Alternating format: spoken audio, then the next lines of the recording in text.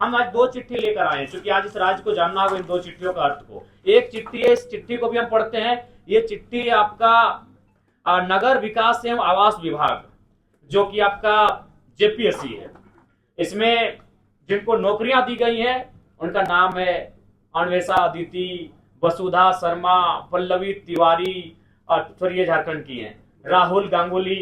ये कोई हरियाणा के हैं, कोई राजस्थान के हैं, कोई गुजरात के हैं, कोई महाराष्ट्र के। और एक चिट्ठी हम लेके आए क्योंकि इस चिट्ठी को राज्य को देखना होगा। और एक चिट्ठी है, इस चिट्ठी में नाम है मूर्ति देवी विशुनगढ़ मुंबई। इस चिट्ठी में अगला नाम है कपिल देव महतो, रोहित साहब, गोविंद मरांडी, ललित महतो, जीवन लाल साहब। ये पिछले 6 महीना की हमारी प्रवासी मजदूरों की डेड बॉडी जो झारखंड आई। एक चिट्ठी हमारी साथ में है। ये चिट्ठी जिनमें 28 लोगों का नाम है, जिनमें 18 लोग हमारी नौकरियों को लूट के लेके जा रहे हैं और सरकार तमाशा देख रही है, बेचने का काम कर रही है। और इसी चिट्ठी में 16 लोगों का नाम है। ये प्रवासी मजदूरों की मौत का लिस्ट है। ये इसलिए झारखंड राज्य नहीं बना था। ये पीड़ादायक, हमें आप बार बार बाहरी बिक्री की बात करते हैं, ऐसी पीड़ादायक तस्वीर किसी राज्य की नहीं है। ये सिर्फ पिछले 2 महीनों की लिस्ट है। मैं तारीख पढ़ूंगा, 23 तारीख 7वां महीना 2024, 23 तारीख 7वां महीना 2024, 12 तारीख 7वां महीना 2024, 13 तारीख 7वां महीना 2024, 15 तारीख 7वां महीना 2024। तो हम मरने के लिए झारखंड पैदा नहीं हुए हैं। 40% खनिज संपदा हम लोग, हमारी जमीन से निकल कर जाता है, हम प्रवासी मजदूर बन के जाते हैं। हमारी लाश कहां से आती है? मुंबई से, मुंबई से, मुंबई से। कर्नाटक, गुजरात, मुंबई, केरल, हैदराबाद, पुणे, मुंबई, मुंबई, मलेशिया, गुजरात, तमिलनाडु, चेन्नई, हैदराबाद। ये चेन्नई और हैदराबाद की डेड बॉडी अभी घर नहीं पहुंची है। 4 दिन हो चुके हैं, 4 दिन हो चुके हैं। ये चेन्नई और हैदराबाद की डेड बॉडी अभी तक घर नहीं पहुंची है। मैं आपके प्रेस कॉन्फ्रेंस को कहते कहते मेरे कंठ सूख रहे हैं, मैं भावुक हो रहा हूं। इस दिन के लिए शहीद निर्मल महतो ने कलेजे में गोली नहीं खाई थी। इन लोगों के लिए कलेजे में गोली नहीं खाई थी। इनसे हमारी कोई आपत्ति नहीं है, जो जिनका नाम इस लिस्ट में है। हमें आपत्ति सरकार से है। हमने इस लिस्ट के लिए, इस चिट्ठी के लिए हमने सरकार नहीं बनाया था। हमने इस लिस्ट के लिए झारखंड राज्य अलग नहीं किया था। हमने इसे रोकने के लिए झारखंड राज्य अलग किया था। ये 16 डेड बॉडी, ये कुछ ही महीनों का रिकॉर्ड कार्ड है। अगर हम आगे बढ़ेंगे तो और दर्दनाक तस्वीर सामने आएगी। पहले सरकार देख रहे हैं, कहा कल्पना मैडम जाके प्रवासी मजदूर वापसी आए हैं, उनको लेकर जश्न मना रही है। अरे वो तो जिंदा है, जो लोग मर गए हैं इनकी डेड बॉडी पहले वापस कीजिए। इनकी डेड बॉडी कैसे आएगी उस पर मंथन कीजिए, उस पर चिंतन कीजिए। नाम पढ़ दे रहे हैं, शिवा महतो, नवाडी, चेन्नई में उनका देहांत हुआ है 21 तारीख 7वां महीना 2024। भुवनेश्वर सिंह, नवाडी प्रखंड, सेम प्रखंड, हैदराबाद, 24 तारीख 7वां महीना 2024। ये 2 चिट्ठी हमारे पास है।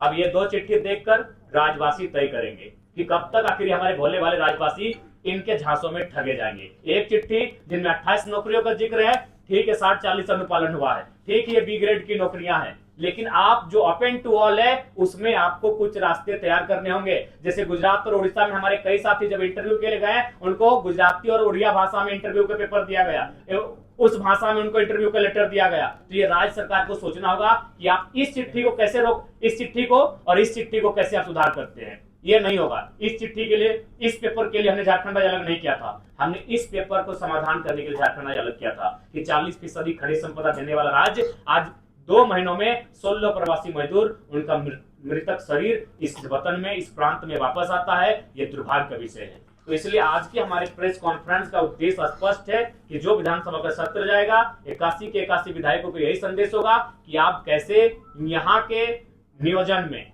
चाहे वो प्राइवेट सेक्टर हो, चाहे वो सरकारी सेक्टर हो, मैक्सिमम झारखंड के लोग कैसे होगा, सदन में आप बैठे हैं, इस बात को आपको तय करना होगा। दूसरी बात, मैं माननीय मुख्यमंत्री से आग्रह करूंगा, देखिए एक कहावत है कि अपना अपना करो सुधार, तभी मिटेगा भ्रष्टाचार। यदि आप अपना सुधार नहीं करेंगे तो आप लाख लोगों को बरगला लें, जब समय आता है तब आप अपने आप को आदिवासी का बेटा करके बच जाते हैं। लेकिन इस लिस्ट में आदिवासियों का भी नाम है।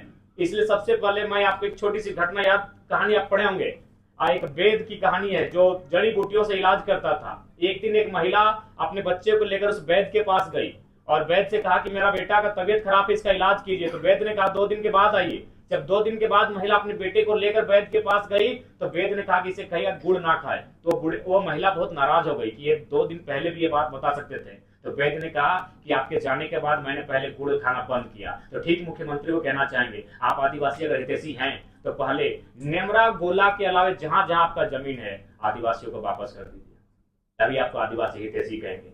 आप धन बोकारो में रखेंगे एकड़ एकड़ जमीन, आप दुमका में रखेंगे, आप रांची में रखेंगे, बिल्कुल अगर आप सच में आदिवासी हितैषी हैं तो पेपर के पन्नों में नहीं और आपके भाषणों में नहीं, आप आज से ये मुहिम शुरू कीजिए, क्योंकि अगर नेता बदलाव नहीं करेंगे, अगर नेता नहीं बदलेंगे तो ये राज्य नहीं बदलेगा। तो इसलिए उनसे हम पहले आह्वान करते हैं। और बाकी तो हम लोग विधानसभा के लिए तैयारी कर चुके हैं, विधानसभा में हमारी पुरजोर उपस्थिति होगी और उम्मीद करते हैं कि इस बार का विधानसभा का चुनाव उस उद्देश्य के साथ लड़ा जाएगा जिस उद्देश्य के साथ इस झारखंड राज्य को अलग किया गया था। और उसके लिए तमाम राज्य से हमें अच्छा समर्थन मिल रहा है, पूर्ण समर्थन प्राप्त हो रहा है, तमाम वर्ग के लोग जुड़ रहे हैं, अब एकेडमिक बौद्धिक लोग भी हमारे साथ जुड़ने लगे हैं और हम उम्मीद करेंगे कि इस राज्य की बेहतरी के लिए एक बेहतर कार्य करके जाएंगे। और बाकी आपके इस सवाल के लिए हम आमंत्रित करते हैं। अब मेरा कहना यही है कि आखिर ये राज्य बना क्यों है। आज अगर हम विगत 2 वर्षों की बात करें तो सहिया लोग धरने पर बैठे हैं, पारा शिक्षक धरने पर बैठ के लाठियां खा रहे हैं, सहायक पुलिसकर्मी धरने पर बैठे हैं, रैयत माइंस के एरिया में कोलगेरी में धरने पर बैठे हैं। तो इस राज्य के जो नीति नियम बने आखिर वो किनके लिए बने हैं? जब ये नीति नियम हमें लाभ ही नहीं मिल रहे हैं तो इसीलिए सबसे पहले नीति नियम की बात होनी चाहिए। और इस राज्य की जनता को भी आह्वान देना चाहेंगे कि आगामी विधानसभा के चुनाव में जो इनकी नीति नियम की बात ना करे, ऐसे लोगों को चुनने की आवश्यकता ना करे।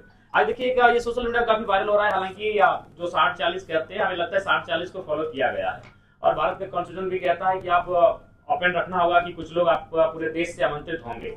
लेकिन मेरा कहना है कि जो सरकार है उन्हें एक वैकल्पिक मार्ग तैयार करना होगा कि ओपन कैटेगरी में भी से मैक्सिमम झारखंड के लोग आए। आपको ये मापदंड तय करने होंगे और इस पर कहीं रोक नहीं है। उदाहरण के लिए कुछ वर्ष पहले हमारे कुछ साथी अरुणाचल प्रदेश में एक बैंक का फॉर्म भरे थे, लेकिन उस बैंक में ये शर्त थी कि आपको उसका डॉक्यूमेंट जमा करने के लिए ऑफलाइन जाना होगा अरुणाचल प्रदेश। ना आप अरुणाचल प्रदेश जा सकते हैं ना उस बैंक की फॉर्म को भर सकते हैं। तो ठीक उसी प्रकार हमारी सरकार जो भी चुनकर आती है उनको इस बात को एक तय करना होगा कि आप किस प्रकार से एक रास्ता तैयार करते हैं कि यहाँ के नौजवानों को बेहतर अवसर मिले। अगर आप कुर्मियों की मांग को समझना है तो इतिहास को समझना होगा। आज अगर सबसे पहली बात है कि आज दुर्भाग्य का विषय है कि कुर्मी और एसटी इसको भर्सिस बना दिया जाता है, जबकि आप सभी जानते हैं कि अगर इस राज्य को अलग करने में पहला अगर 2 कौम किसी का नाम आता है तो कुर्मी और एसटी का आता है। निर्मल महतो की वो बोली, उसकी आवाज, उसकी गूंज, उनके शरीर से बहता हुआ खून धरती पर टपकने के बाद वो सुगंध आज तक शांत नहीं हुई है, जिस शख्स के कारण ये झारखंड राज्य अलग हुआ, आजाद हुआ। तो आज ये भ्रम की स्थिति यह कहकर बता दी जाती है कि रिजर्वेशन। सबसे पहली बात आपको जानना होगा, मैं आपको एकदम प्रैक्टिकली और लॉजिकली कहता हूँ। 1907 में टाटा की स्थापना होती है, बहुत भारी संख्या में जमीनों का अधिग्रहण होता है।